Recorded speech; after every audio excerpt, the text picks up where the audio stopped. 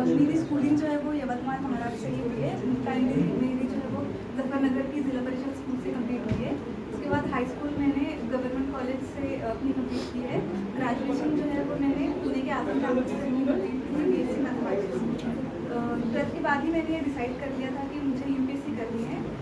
Inspiration इसलिए मुझे अपने मामू के थ्रू मिली, जो सेवा एजुकेशन करती है। उन्होंने मुझे करवाया कि टाइप ऑफिसर होता क्या है, उसके लिए प्रिपरेशन करनी है, ये सब चीज़ें। तो मैंने वहाँ से डिसाइड कर लिया था कि मुझे अब UPSC करनी है। तो फिर ग्रेजुएशन के फ़ौरन बाद ही जो है वो मैंने अपनी प्रिपरेशन स्टार्ट कर दी थी UPSC के लिए। पहले मैंने जो है वो अपना फर्स्ट अटैम्प्ट मुंबई से दिया था, हज हाउस से। सेकेंड अटैम्प्ट के लिए से मैं दिल्ली चली गई, जिसमें हमदर्द स्टडी सर्कल से जो है मैंने अपना सेकेंड अटैम्प्ट दिया। और फाइनली जो मेरा ये वाला अटैम्प्ट रहा है, जिसमें मुझे फाइनली सक्सेस मिली है, वो मैंने जामिया मिलिया इस्लामिया से दिया है, RCM में। मेरी ये जो पूरी जर्नी रही है उसमें बहुत सारे उतार चढ़ाव रहे हैं, लेकिन जो है मेरी फैमिली का सपोर्ट बहुत ज़्यादा इसमें रहा है, स्पेशली मेरे पेरेंट्स का। मैं फाइनेंशियली थोड़े हम्बल बैकग्राउंड से बिलोंग करती हूँ। मेरे पापा जो है वो ऑटो रिक्शा ड्राइवर है, लेकिन फिर भी उन्होंने कभी मुझे ये एहसास नहीं होने दिया कि हमारे पास रिसोर्सेज की कमी है। उन्होंने हमेशा मुझे सपोर्ट किया है। मेरी जो मदर है उन्होंने मुझे हमेशा सपोर्ट किया है। कहीं ना कहीं मैं एक पेट्रियार्कल सोसाइटी से बिलोंग करती हूँ, इसके बावजूद भी कभी मेरे पेरेंट्स ने मुझे ऐसा महसूस नहीं होने दिया कि तुम लड़की हो, तुम ये नहीं कर सकती। उन पर दूसरों का भी प्रेशर था, फिर भी उन्होंने उस प्रेशर को हैंडल करते हुए मुझे सपोर्ट किया है। मेरी पूरी फैमिली, फ्रेंड्स, टीचर्स, सब ने मुझे इस जर्नी में जो है वो बहुत ज़्यादा सपोर्ट किया है। मैं अपनी प्रिपरेशन की बात करूँ तो ये मेरा 4th अटैम्प्ट था, तो इससे आप अंदाज़ा लगा सकते हैं कि जर्नी बहुत ज़्यादा डिफिकल्ट रही है। फेलियर्स बहुत सारे आए इसमें, लेकिन मैंने इस जर्नी में एक चीज़ सीखी है कि आपको पेशेंस और कंसिस्टेंसी जो है वो कभी इन दोनों चीज़ों का साथ नहीं छोड़ना है। ये दोनों चीज़ें ही है जो आपको जो है वो आपकी डेस्टिनेशन तक पहुँचा सकती है। आपके पास फेलियर्स आएंगे, बहुत सारे आएंगे, लेकिन आपको उन फेलियर्स से सीखना है कि आपकी गलती कहाँ हो रही है और आगे बढ़ना है। जो आने वाली पीढ़ी है, नए बच्चे हैं जो ये सोचते हैं कि कैसे मुकाम तक पहुंचना है, तो उनके लिए क्या सलाह देना चाहिए? मैं यही कहना चाहूँगी कि आप कभी ये मत सोचें कि आपने जो सपना देखा है वो पूरा होगा या नहीं।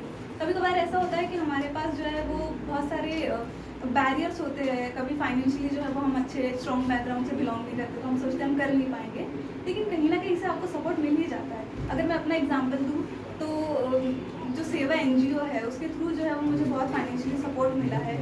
इस तरह से मदद जो है वो आती रही है। मेरे पेरेंट्स ने मुझे हमेशा बहुत ज़्यादा सपोर्ट किया है। तो आपको कभी अपने सपने का जो है वो छोड़ नहीं देना चाहिए, उसके लिए हमेशा कोशिश करते रहनी चाहिए। और फेलियर्स चाहे जितने भी आए, आपको कभी उनसे डरना नहीं है, उसको एक सबक की तरह लेना है कि इससे आप कुछ सीख रहे हो, कुछ इम्प्रूव करने की आपके पास एक अपॉर्चुनिटी है, जिसको आप जो है वो अपनी लाइफ में अप्लाई करके आगे बढ़ सकते हैं। जिला परिषद के स्कूल है, उसमें भी उर्दू मीडियम है।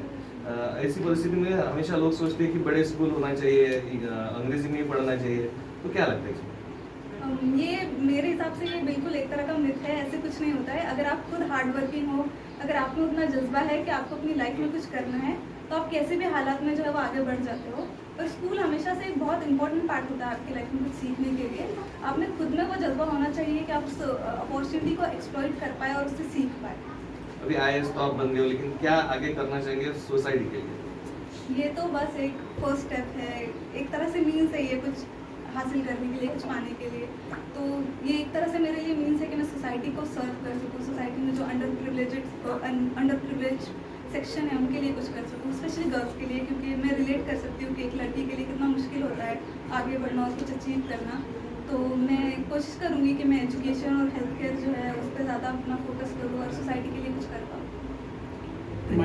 हमने सुने कि आपका खुद का घर भी नहीं है, तो पढ़ाई के लिए जैसा जो भी बोलना है बाकी बच्चों को, बहुत सारे लोग बोलते हैं कि भाई पैसा लगता पढ़ाई के लिए वगैरह, तो उसके बारे में आप क्या बोलना चाहिए? देखिए, ये सारी तो सेकेंडरी चीज़ें होती है। आपको खुद का घर चाहिए, पैसा चाहिए, ये सब होते हुए भी अगर आपके पास अपना खुद का ही कोई जज्बा नहीं है आगे बढ़ने का, आप में खुद में ही वो लगन नहीं है कुछ करने की, तो आप कुछ नहीं कर सकते। अगर आपके पास वो जज्बा है, अगर आप जो है वो हार्ड वर्किंग है, अगर आप सोचते हैं कि आप कुछ अचीव करना चाहते हैं और इसके लिए कोशिश करते हैं, तो फिर रिसोर्सेज तो कहीं ना कहीं से आ ही जाते हैं। हम ऐसी सोसाइटी में रहते हैं, इसके लिए हमें ग्रेटफुल रहना चाहिए कि बहुत सारे लोग जो है वो अपने हाथ आगे बढ़ाते हैं आपकी मदद करने के लिए। तो आपको कभी इन सब चीज़ों के बारे में सोचना नहीं चाहिए, बस अपनी मेहनत पर फोकस करना चाहिए।